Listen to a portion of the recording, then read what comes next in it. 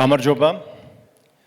დღემშვიდობისა ჩვენ ყოველდღიურად ხვდებით ღამით რუსთაველზე იმ ბრძოლაში, რომელშიც ყველანი ვართ, მაგრამ მე მგონია არის დრო, როდესაც დღის შუქზე უნდა გავჭრიტოთ ჩვენი ქვეყნის მომავალი.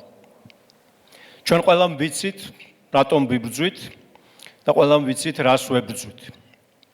ქართულმა ოცნებამ განიზრახა, რომ ღამე გამხდარიყო მისი მოკავშირე. უფრო ნაკლები გამოჩენილიყავით, ჩვენი ქუჩები უფრო პატარა გამოჩენილიყო და ის მომავალი, რომლისთვისაც ვიბრძვით, კიდევ უფრო შორს წასულიყო. მაგრამ ჩვენ მაინც გავიმარჯვეთ. ეს სისასტიკე, ეს რეპრესია, ეს უსამართლობა ბევრმა თქვენთაგანმა, ვინც აგრძანდებით, საკუთარ თავზე გამოსცადეთ და გამოიარეთ. ამიტომ მინდა ძალიან დიდი მადლობა გითხრათ აქ მობრძანებისთვის.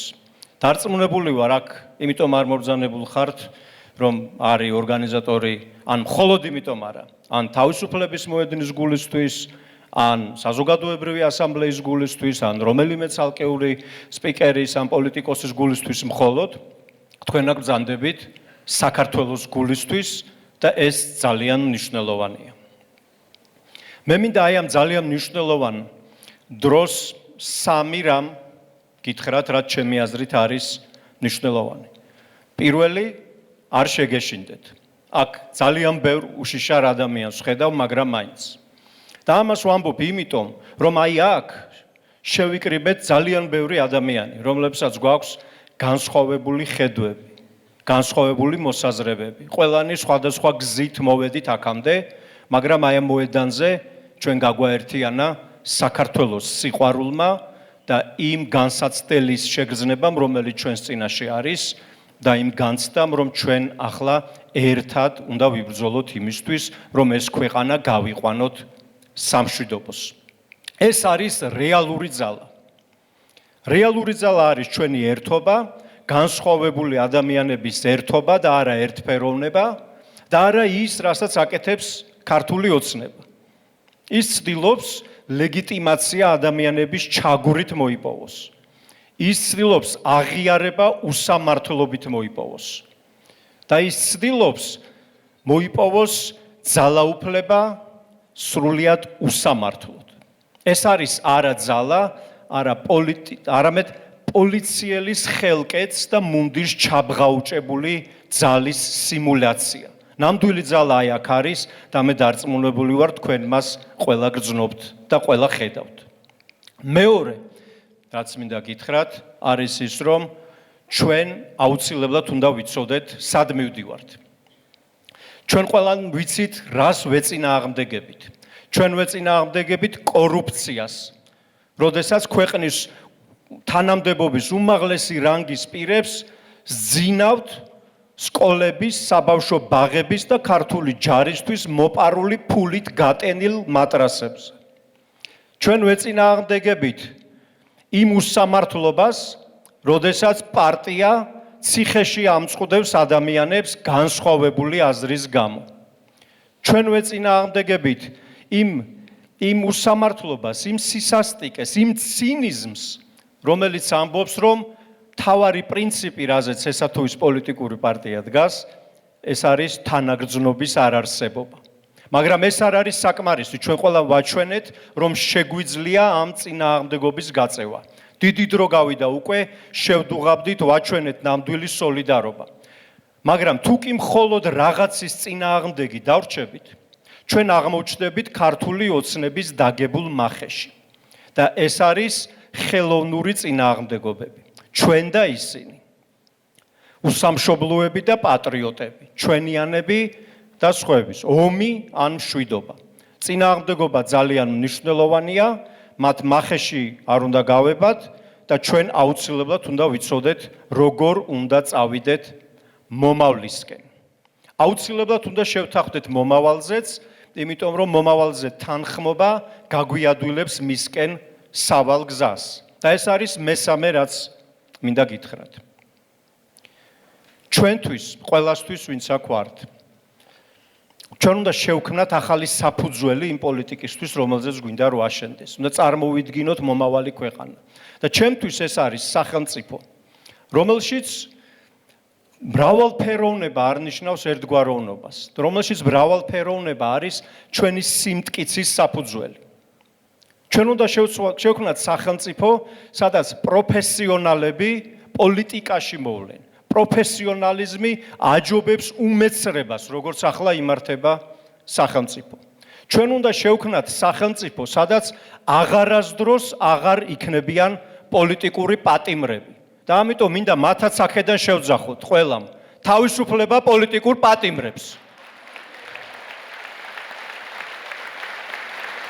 ჩვენ უნდა შევქმნათ სახელმწიფო, სადაც პოლიტიკოსები გახდებიან ისეთი ადამიანები, რომლებსაც საკუთარი ცოდნის გამოყენება უნდათ საზოგადო სიკეთისთვის და არა საკუთარი კერძო სიკეთისთვის. ჩვენ უნდა შევქმნათ სახელმწიფო, სადაც ჯანმრთელობაზე ზრუნვა იქნება არა პრივილეგია, არამედ ჩვეულებრივი მოვლენა ქვეყნის ცხოვრებაში და ადამიანის ცხოვრებაში. ჩვენ უნდა შევქმნათ სახელმწიფო, სადაც პენსია ნიშნავს უზრუნველ ცხოვრებას და არა ყოველდღიურ დილემას, წამალი ვიყიდო თუ საჭმელი. და ბოლოს ჩვენ უნდა შევქმნათ სახელმწიფო, რომელშიც არავინ აღარასოდეს იტყვის ისეთ ფრაზას, რომელიც ჩემთვის ყველაზე შემზარავია. მე რა შემიძლია? მე პატარა ადამიანი ვარ. ამიტომ ძულს ოლიგარქია და ამიტომ ვიბრძვით ყველანი დემოკრატიისთვის. მესამე, ეს არის შემოbrunების წერტილი, არაფრის დასასრული, არამედ დასაწყისი. ჩვენ აქ შევიკრიბეთ არა იმისთვის, რომ რაღაც შევაჯამოთ, არამედ იმისთვის, რომ ახალი ეტაპი დავიწყოთ და პროტესტის და წინააღმდეგობის ის დიდი ენერგია, რომელიც ჩვენ ვაჩვენეთ, ვაქციოთ ორგანიზებულ პოლიტიკურ მოქმედებად და სტრატეგიად. და ამის პირობას მე გაძლევთ, როგორც თავისუფლების მოედნის წარმომადგენელი ამ შემთხვევაში. მომავლის პოლიტიკას საფუძვლად უნდა დაედოს ისეთი რაღაცეები, რაზეც ლევანიც საუბრობდა, რომ დღეს თითქოს ტაბუ დაედო და ამაზე ვეღარ უნდა ვილაპარაკოთ. მრავალპარტიული დემოკრატია ერთპარტიული დიქტატურის ნაცვლად. მრავალფეროვნება ერთფეროვნების ნაცვლად. ცოდნა უმეცრების ნაცვლად. პოლიტიკოსები, რომლებმაც საქმის კეთება იციან და არა იმიტომ არიან პოლიტიკაში, რომ სხვაგან ვერაფერი ვერ შეძლეს. ქართულმა ოცნებამ პოლიტიკა დაცალა ზნეობისა და მორალისგან. და ეს, ჩემი აზრით, არის მისი ყველაზე დიდი დანაშაული, რაც მან ჩაიდინა. ამიტომ ჩვენ ზნეობა, პოლიტიკა, თანაგრძნობა, სოლიდარობა, პატიოსნება უნდა დავაბრუნოთ პოლიტიკაში და მე აქ ძალიან ბევრ ადამიანს ხედავ, რომელსაც ამის გაკეთება შეუძლია. ქართული ოცნება არ არის ჩვენი ბედის წერა. ეს არის განსაცდელი, რომელსაც ერთად დავძლევთ.